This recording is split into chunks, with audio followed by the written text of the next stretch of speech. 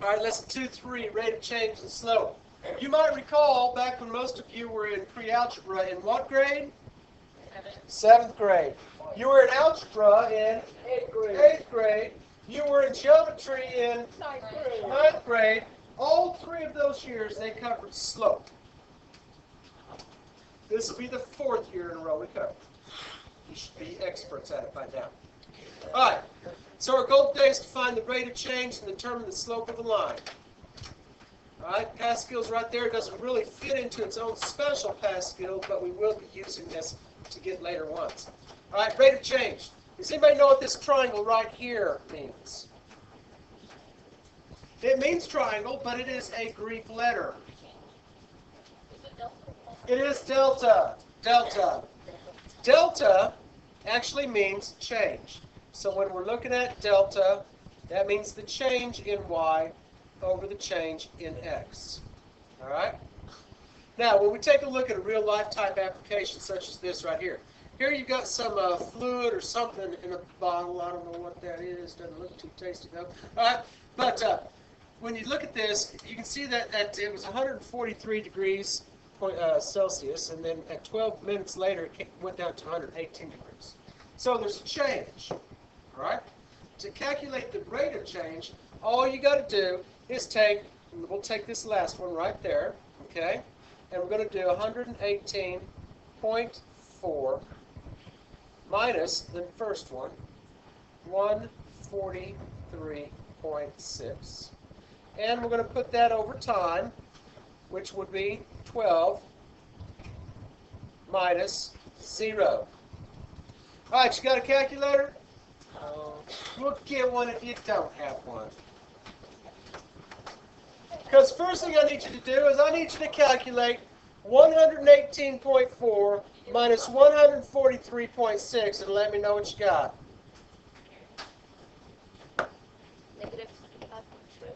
Negative 25 point what? Negative 25.2. Next thing I need you to do is calculate 12 minus 0. I did that last hour. The kids all got their calculators. They start doing 12 minus 0. Sometimes I wonder about them. All right, now we're going to take negative 25.2. We're going to divide it by 12. Okay. What is it? Negative 2.1? Yes. Okay, negative 2.1. Now, what does that mean? Well, that basically means that it's going to be negative 2.1 degrees per minute. Okay, negative meaning that it's doing what? It's decreasing. All right? I think your last problem on that worksheet has a rate of change type problem like that. But let's go on to the real thing today. Slope. Slope of a line. Now, when we're talking about slope of a line, we're talking about how steep that line is. Remember, this is a positive slope. All right? On the other hand, if I had something like this right here, what kind of slope would that be? Negative slope. All right? So we've got positive slopes, we've got negative slopes. You've got your slope formula. Slope formula is right here. Y sub 2 minus y sub 1 e over x sub 2 minus x sub 1. Now, when you're doing this, I want you to notice the most important thing is this. All right, for your y numbers, these two numbers have to come from the same set, the same ordered pair. All right? These two numbers must come from their own same ordered pair. Y's must be on top, x's must be on bottom. You've got to be careful about subtracting negatives. Okay? And if you get it set up like that and you do your math good, you're going to be just fine. So we take a look down here. The slope m of a line passing through the points x sub 1 and x sub 2 is given by the formula right there. But another important part is x sub 1 cannot equal x sub 2. Why?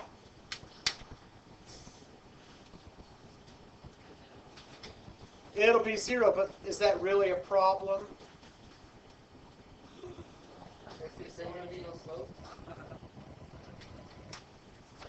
Let's see here. I'm going to go ahead and insert a blank page. With your calculators, if you would please, do this math problem. Are you still recording? 3. Oh, good. Your human brain calculators hit just fine.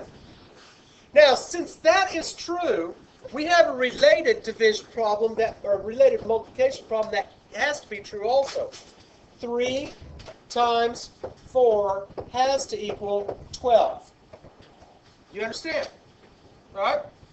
If I have something like 15 divided by 3 equals 5, the related multiplication problem, 5 times 3 has to equal 15. Now, let's take a look at this next type problem right here. Go down just a little bit. There we go. Extend this up for you guys. What if I did 10 divided by 0? Undefined. That's what your calculator will tell you, right? Do you know why? It doesn't compute. It has no related division or no related multiplication problem. Most students who don't understand that it's undefined say, well, 10 divided by 0 is, what do you think the most common answer is? I heard 10 or 0. Either one usually is very common. Usually my students will say, well, that's got to be 0 then. Well, if that's true, then what you're saying is that 0 times 0 equals 10. That's not true. Okay? And some students say, well, that's got to be 10. And that wouldn't be true either, now would it? Okay? But then I always have that one kid out there somewhere that says, I got you, Indy. What about, what's the one problem they give me? Come on. What number do they put up there? Come on. 21. Some kid always says, okay, well, I got 0 divided by 0. I can do that because the answer is 0.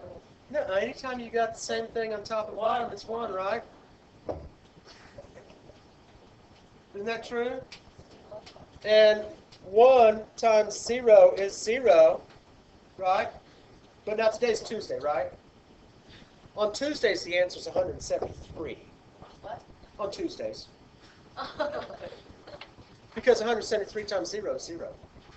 Now, if it were Thursday, it'd be 1,735. You're making this up.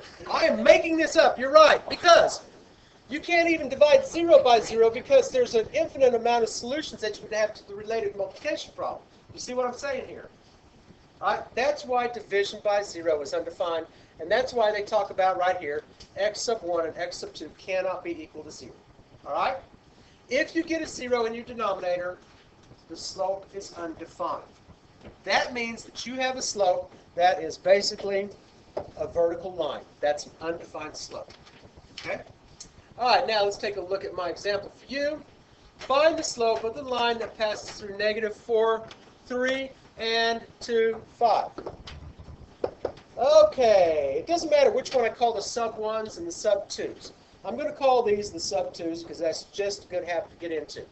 The y number has to go on top, 5, minus the y number right there, 3. Now we'll go to our x numbers, 2, minus my x number there. All right, questions so far? Now we'll just do the math. What is 5 minus 3? 2. What is 2 minus -4? 6. Is that a division problem or a fraction? Can you simplify it? What is it? There you go. Now, somebody always comes up also and says, well, what if I use these as the sub 2s? That's not a problem. Watch what happens. Excuse me.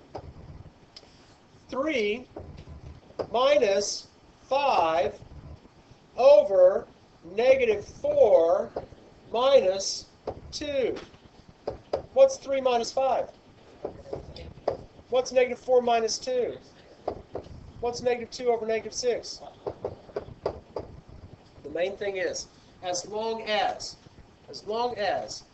these numbers come from the same set, all right, and as long as these numbers come from the same set, and you've got your y numbers on top, and you've got your x numbers on bottom, and you do your math good, you'll be fine. All right? Okay, we're going to pause the recording for a second while I come by and check your number. All right. Now, when you're presented with a picture of a graph as opposed to the ordered pairs, you've got two options here. Option one, on your worksheet right here, you'll see I didn't mark the dots. When you're looking at this, you need to find two good points. For example, the origin right here is a good point on your number 10. But as I go across here, you see I'm not seeing really good points. That one's not good, that one's not good, that one's not good, that one's not good, but right there. Now, what makes that point a better point to choose than these other points? Yeah, they're at intersections, okay? So that makes those good. Now let's go back to this one here that I've got as an example for you. All right, so you can either, when you're doing this, find the coordinates of these points, and then once you've got the coordinates of those points, you could calculate, like we did here, or you could just understand that when you've got 2 points, it's just a matter of counting. Remember, your slope is rise over run. When I'm looking at this one, to get from one dot to the next, how far up does that go? 1. 1. How far over does that go? 2. 1/2. My rise is 1, my run is 2. Now, the other thing that you've got to be careful about is whether it's a positive or a negative slope. Is that a positive or a negative slope? That is a positive slope. There you go. All right. So that's how you do number 10. If you'll take a second and calculate that slope, I'll come by and check to see if you got it.